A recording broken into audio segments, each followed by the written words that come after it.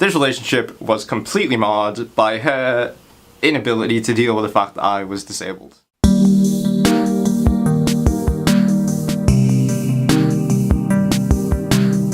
Hey guys, what's going on? Sam Bosworth here. Today I'm starting a little series, and this is going to be the first video of what I hope will be many, on different ways disability affects my life and on various different topics. So in this video I'm going to be talking about my personal experience in dating with a disability. For those of you that don't know or maybe new to the channel, I have Charcot tooth disease.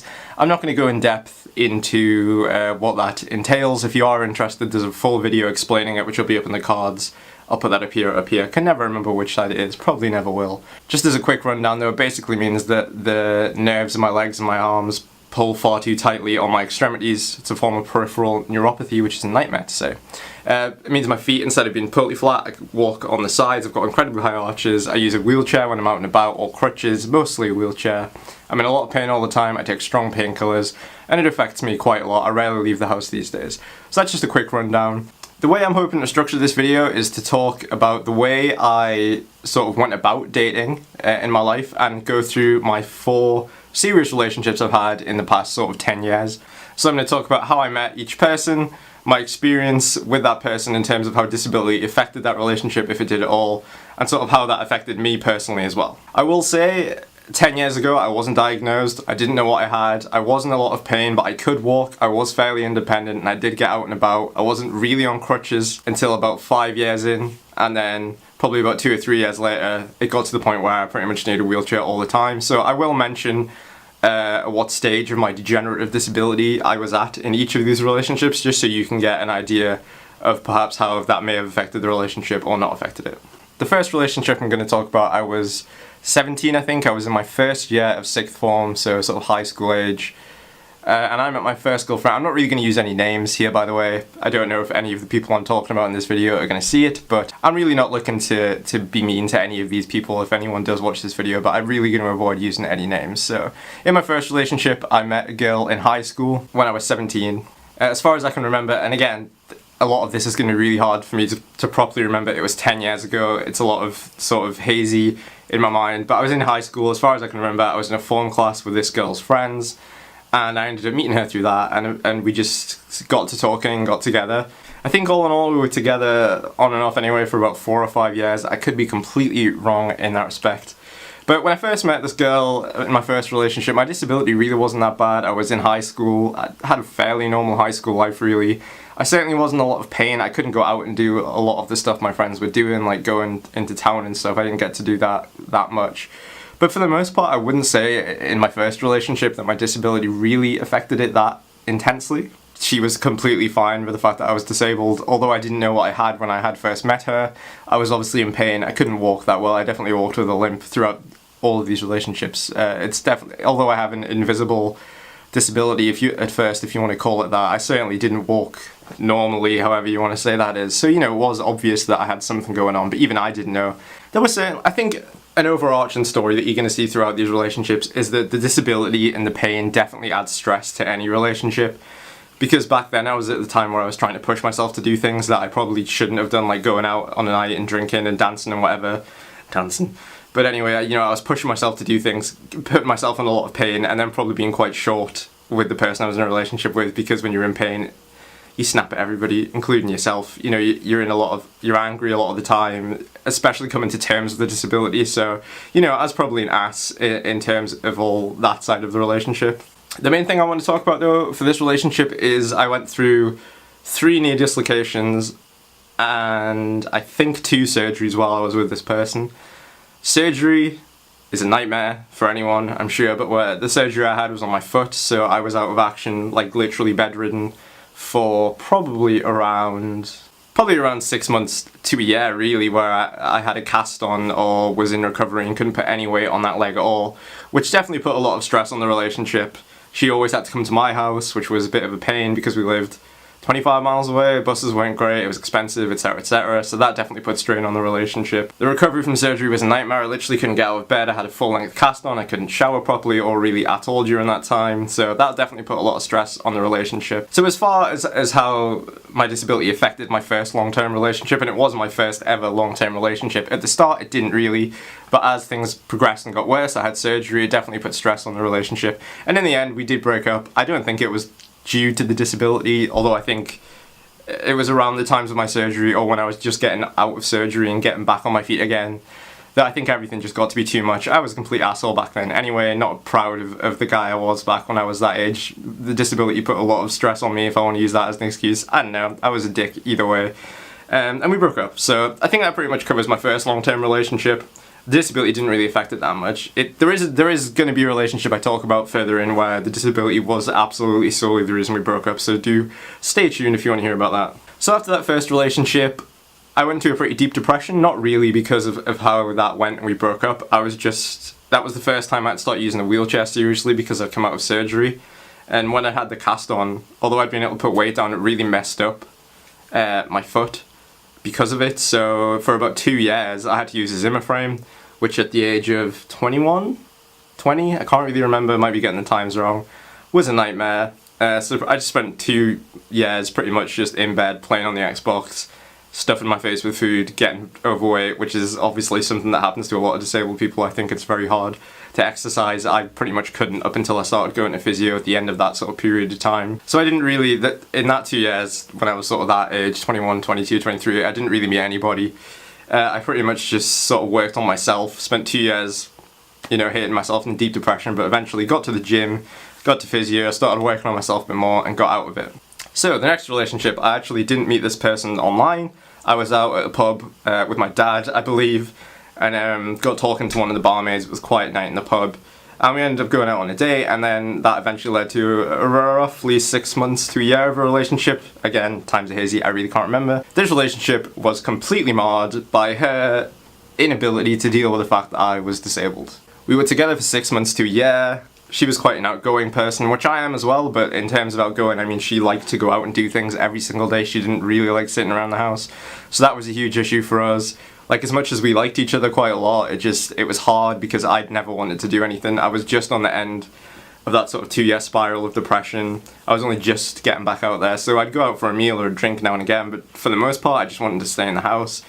I don't think she particularly liked that. And the big thing that really broke us up, and it put me into quite a deep depression as well, is although I wasn't diagnosed with Charcot-Marie-Tooth disease back then, I certainly knew that I had something genetic, and I knew that it was almost definitely, there was a chance it would pass on to any kids. And although we were nowhere near anything like that, I mean, we were together for a year. I was 23, 24, and she really did not like the fact that if we were to be together for that period of time, looking in the future, that she would end up having a disabled kid. So, you know, that is completely obviously her choice. I felt that was a bit dickish on her part, but I understand it. If kids are a serious part of your future and you really want to have kids, and obviously you don't want to have to deal with disability, as horrible as it sounds to say, I guess I understand.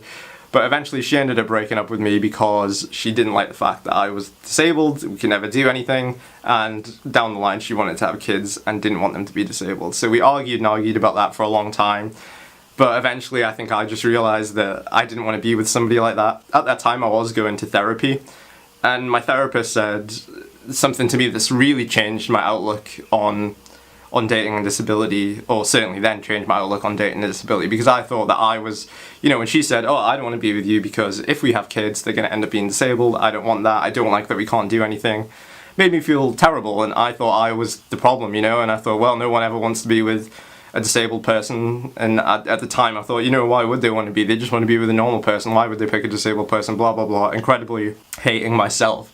But my therapist sort of said to me, and it's obvious looking back, but he said to me, if there is somebody that can't see past your disability and can't see past the part of their life that's going to change, is that somebody you really want to be with in the first place? If they're so close-minded or shallow that they can't see past your disability to who you actually are, and all they see you as is a disabled person, do you want to be with that person in the first place? And I'll give you a huge tip here right now, you absolutely do not want to be with that person. I could tell you from experience and just from common sense looking back now, I'm older.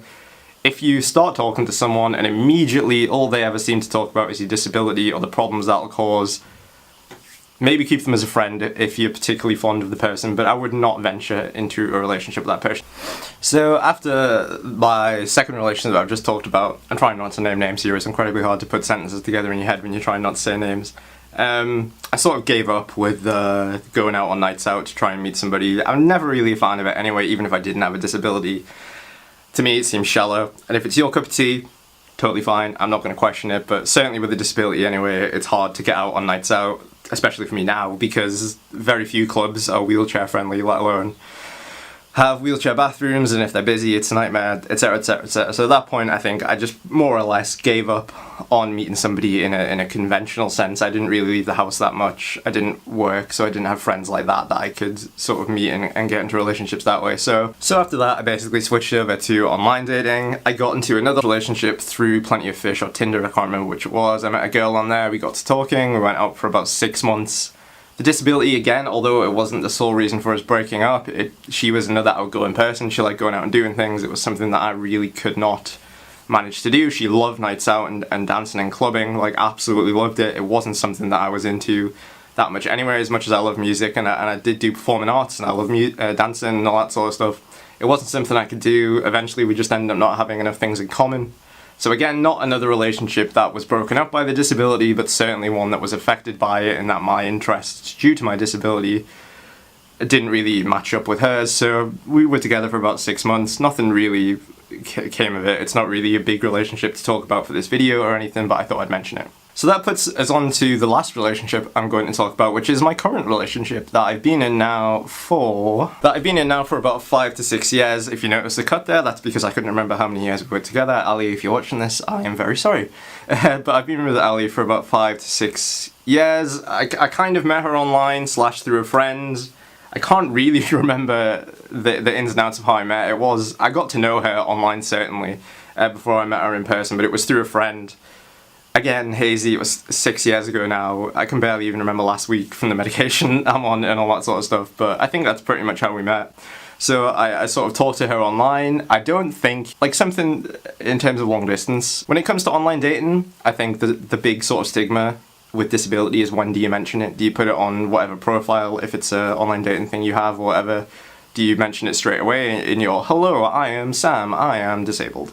Or do you talk to them for a while, potentially get attached, and then tell them you're disabled, and then they might not be into that? And of course, if they aren't, well, screw them. But, you know, there's definitely a stigma there with what do you do, when do you tell them you're disabled? With Ali, we talked for a few months, or a couple months online before I sort of met her properly, I think.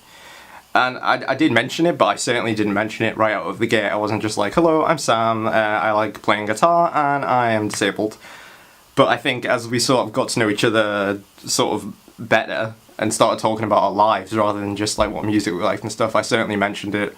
And she was totally fine with it, as I think most people are, really. Like, I think there is certainly that stigma that you think no one's going to want to date a disabled person, and you can beat yourself up a lot thinking that. But for the majority of my relationships and all the ones in between, you know, there have been people that I saw for a month or less, you know, and none of them really had any problems with it either. So I think for the most part, good people, honest good people will not have a problem with it. She came up when she first came to stay with me. She lived in Birmingham and I lived in Newcastle, up in the northeast of England, so it was about 200 miles away, I think, roughly. And I was, at the time of that relationship, fairly independent. I could get out and walk about a bit with a stick or a crutch, I think. And again, she was fine with that. I think it became apparent quite quickly that I obviously couldn't be going out every day and doing stuff every day due to pain and just fatigue and stuff like that. But again, she was totally fine with that as well. And from there, we've sort of built this relationship up. And while I was with Ali, I dislocated my knee just once, I think, which put a lot of stress on the relationship, especially long distance, because I lived with a flatmate at the time and he had a job and obviously couldn't care for me. I didn't live with my parents and my dad didn't really have room for me to go back to his.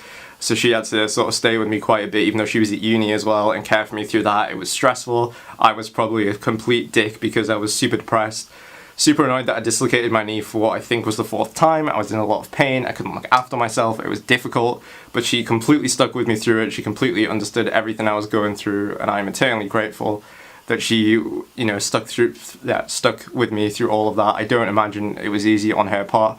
Maybe at some point we could do a video with Ali and she could talk about her experience dating somebody with a disability over 6 years, especially a degenerative one. Maybe that could be an interesting video. If you would be interested to hear her side of it, do let me know down in the comments. It's definitely a video we could do down the line. Eventually, Ali and I have got our own place, which is where I am now. We've lived here for probably 3 years now, I think, of the sort of 6 we've been together. The disability hasn't really posed any problems. I've certainly gotten a lot worse now. Like at this point, as I mentioned at the start of the video, I can no longer really walk that well. I'm in a wheelchair everywhere we go. Crutches to get from my house to the car and stuff, but other than that, it's got to be my wheelchair. I'm in a lot of pain. I sleep a lot, like 12, 13 hours a day. You know, it's not your standard relationship, I suppose, that people go through, or that anybody would expect, or maybe even that Ali would have expected at the start of the relationship. I certainly wasn't anywhere near this bad when we first got together.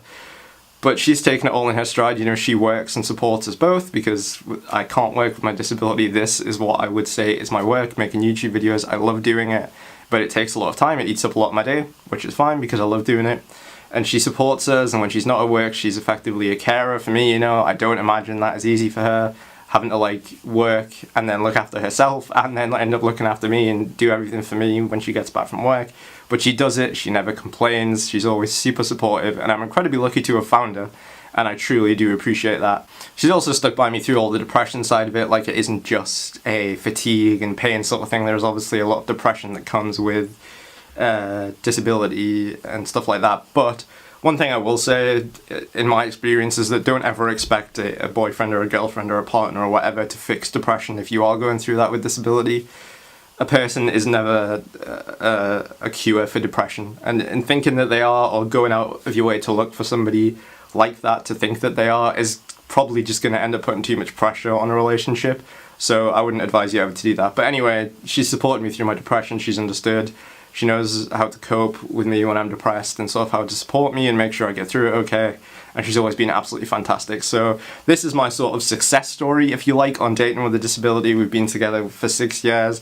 My disability has gotten substantially worse throughout it. Certainly from the sort of 3rd year we were together to now. It's only going to get worse. She knows what's in store. I've got my diagnosis now. I got my diagnosis while I was with her. Probably should have mentioned that earlier. And, you know, she's been incredibly supportive. So, you know, I think at the end of the day, with the right person and a good person, you can be in a relationship with a disability, even if it's more severe than mine, less severe than mine, whatever.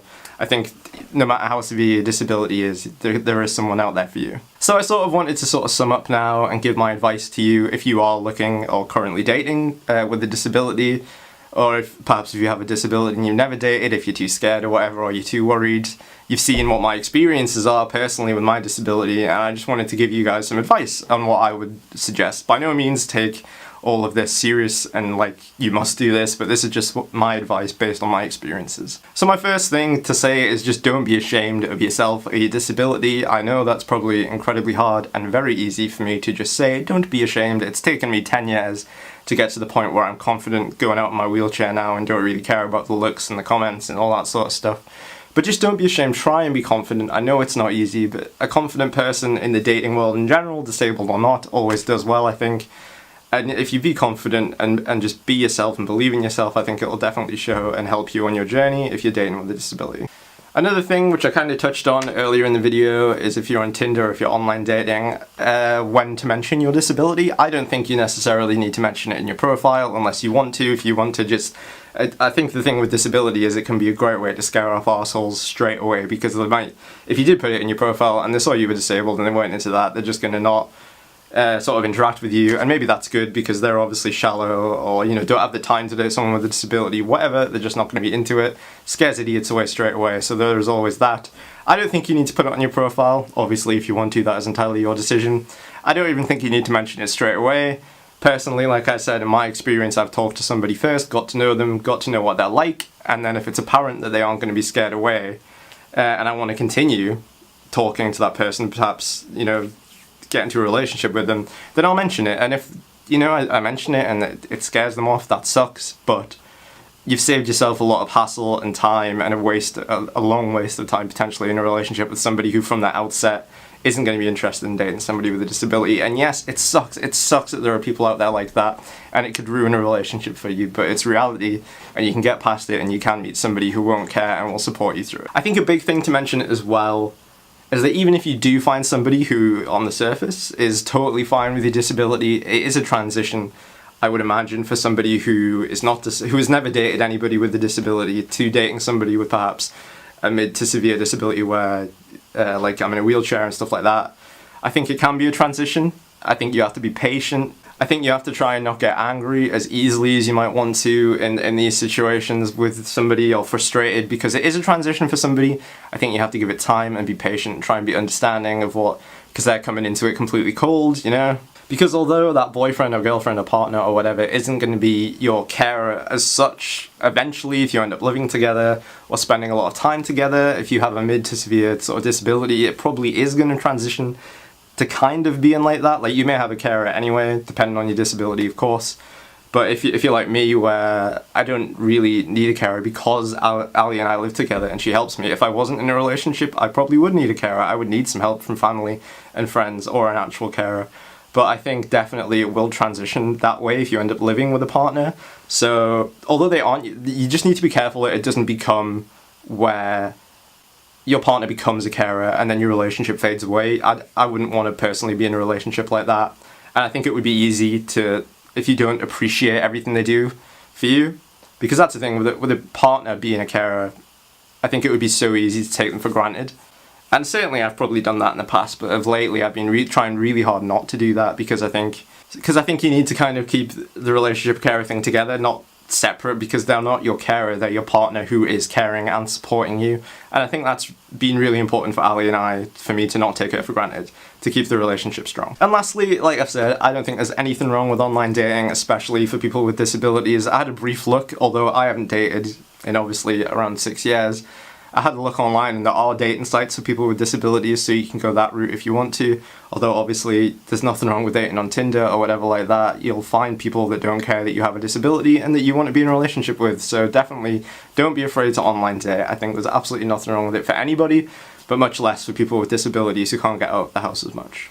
Anyway, I think this has been a ramble, certainly, for a long time. I really didn't know how to structure this video. I just wanted to talk about my experience dating with disabilities, talk about my relationships, and give you guys some advice based on my experiences. So I hope it's been helpful. If you have any questions you want to ask about anything I've talked about today, feel free to drop them down in the comments. All my social network links are also down in the description of the video. If you want to send me a message on my Facebook or Twitter or anything like that, be sure to follow me on Instagram for behind the scenes posts and just see what I get up to. They'll also be in the end card.